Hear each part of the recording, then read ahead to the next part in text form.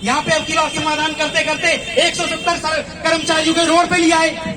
उन 170 कर्मचारियों के बीवी बच्चे नहीं है? अरे इनके अपने भी बीवी बच्चे हैं, ये परिवार वाले हैं। अगर ये परिवार वाले हैं तो दूसरे परिवार वालों की ये चिंता क्यों नहीं कर सकते? इन्हें बिल्कुल भी ये चिंता नहीं होती कि भाई ये जैसे हमारे बच्चे हैं ऐसे इनके भी बच्चे हैं। अरे हम तो कोठियों में रह रहे हैं, लेकिन ये झुग्गी झोंपड़ियों में रह रहे हैं, साधारण कॉलोनियों में रह रहे हैं, किराए पे रह रहे हैं। हमें तो इनकी बराबर फिक्र करनी चाहिए। अगर ये नहीं करते हैं तो कानून का विरोध कानून का उल्लंघन कौन करता है? वो कर रहे हैं या फिर हम कर रहे हैं? 3-4 महीने से अगर हमने ये धरना रख रखा है तो कानून के दायरे में रहकर हमने अपने सारे काम किए हैं। हमने मौखिक, शाब्दिक और व्यवहारिक रूप से कानून के दायरे में रहे हम। फिर भी उसके बाद अगर हम रोका जाता है तो गलत, तो कानून का इस्तेमाल गलत तरीके से किया जा रहा है। मजदूर दिवस के उपलक्ष्य में अगर विरोध प्रकट किया जा रहा है कई संगठनों के माध्यम से और मजदूरों से ही नहीं मिलाया जा रहा, तो कैसे लोग हैं प्रशासन में बैठे हुए लोग?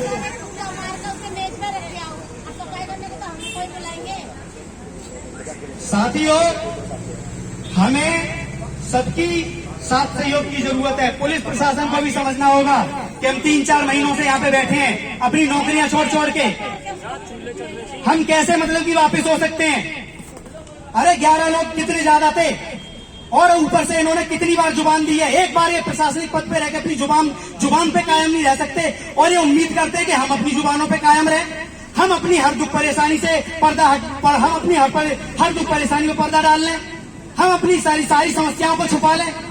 अरे आप इसमें इतने बड़े प्रशासनिक पद पे बैठे हो, ईडीएमसी की जिम्मेदारी आपके हाथों में, घोटाले पे घोटाले हो रहे हैं। आपको एक गार्ड के रूप में खड़ा किया गया था कि अब कोई घोटाला नहीं होगा और यहाँ पे व्यवस्थित तरीके से सारे काम होंगे, लेकिन हालत बद से बदतर हो गई। यानी कि आप अपनी जिम्मेदारियों को पूरे तरीके से नहीं निभा पा रहे। साथियों, इस मामले में ठेकेदारी हटाओ राष्ट्रीय संयुक्त मोर्चा की इस मुहिम को आगे बढ़ाने के लिए दीना भाना कर्मचारी फेडरेशन जैसा कि अन्य यूनियनों ने और अन्य संगठनों ने, उनके पदाधिकारियों ने इस मुहिम को समर्थन और साथ सहयोग देकर मजदूरों की आवाज को आगे बढ़ाने का काम किया, उनके अधिकारों को दिलाने की जिम्मेदारी ली थी। ऐसे ही दीना भाना कर्मचारी फेडरेशन भी सामने आया है और दीना भाना कर्मचारी फेडरेशन का ही संगठन है भीम आर्मी ने भी इसमें पूरा साथ सहयोग दिया आज।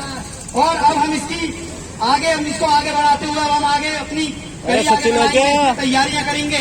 हम भारत के सुप्रीम कोर्ट के जो माने हुए वो हैं एडवोकेट, अब हम उनके हाथों में ये मामला हमने दे तो रखा है, लेकिन अब और बारीकी से देंगे कि अगर ऐसे घोटाले करने वाले प्रशासनिक पदों के अधिकारी होते हैं तो हम जैसे कर्मचारी जो इतने लंबे समय से स्वास्थ्य सेवाएं, मानव सेवाएं प्रदान कर रहे हैं, उनके संग इतना गंदा रवैया, और चलो आप उनको सरकारी नहीं कर रहे, उनकी आप तनख्वाह नहीं बढ़ा रहे, अरे उनको नौकरियों पे से कैसे हटा सकते हो आप?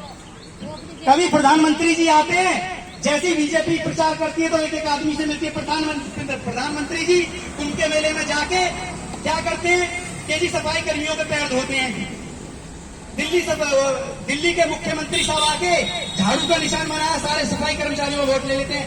आज ये सफाई कर्मचारी रोड पर पड़ा हुआ है, इनकी ठेकेदारी वाली नौकरी थी 10-10 हजार की, वो भी इनसे छीन ली गई। किस बात का कानून के और किस बात के अधिकारों की रक्षा हो रही है?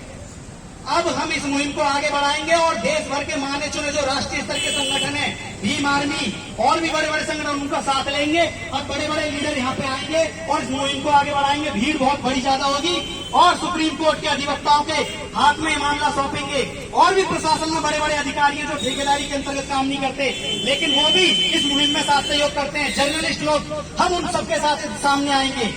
हर मामले पे गतिविधि को आगे बढ़ाया जाएगा और मेयर साहब को बताएंगे आप कुछ भी नहीं हो, इतने बड़े लोग हमारे साथ हैं। जब वो इस बात को गंभीरता से ले रहे हैं, समस्या मान रहे हैं, तो आप क्यों नहीं मान सकते? तो साथियों, इस मामले पे आपको अपना हौसला बनाए रखना होगा और ऐसे ही डटे रहना होगा। तब तक पीछे नहीं हटना जब तक आपको अपने बीवी बच्चों के अधिकार नहीं मिल जाए, अपने परिवारों के अधिकार न मिल जाए। और इस मामले पे मैं अपने सभी उपस्थित लीडर, जितने भी समर्थन करने वाली यूनियन है और जितने भी सामाजिक संगठन, मैं उन सबसे निवेदन करना चाहूंगा, जब तक हमारे कर्मचारी भाइयों का अधिकार उनको नहीं मिल जाते, ड्यूटियां नहीं मिल जाती, इस मुहिम को बिल्कुल कमजोर नहीं होने देना है और आगे बढ़ाना है। मैं निवेदन करना चाहूंगा अपने पुलिस विभाग के साथियों से। अरे भाई, 5 लोगों ने उन्होंने बोल दिया, आगे चल दिए, इनको एक निवेदन तो हमारा आगे रखना चाहिए था। ऐसे थोड़ी नहीं होता, उनकी बात को मान ली जाए लेकिन इनके अधिकारों को न माना जाए। ऐसी कौन सी भाई कार्रवाई, कानूनी कार्रवाई हुई? ये तो खिलवाड़ हुआ कानूनी कार्रवाई के साथ। तो साथियों, इस बात को गंभीरता से लेना होगा।